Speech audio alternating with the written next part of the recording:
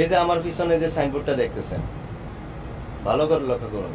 এই সাইনবোর্ডটা সৌদি আরবে রাস্তার ধারে বা মার্কেটে যেখানে থাকে সেখানে কিন্তু গাড়ি পার্কিং করবেন।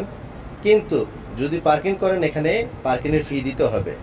3.5 টাকা আছে, 3 টাকা আছে, 4 টাকা আছে, ঠিক আছে।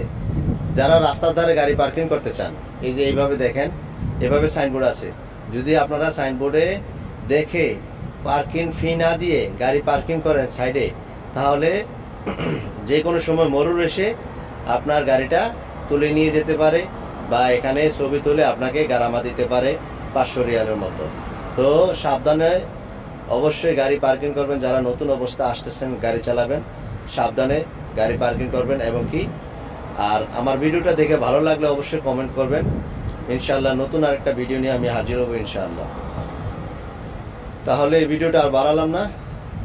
আল্লাহ হাফেজ, সবাই ভালো থাকেন। দেখা হচ্ছে নতুন আরেকটা ভিডিওতে।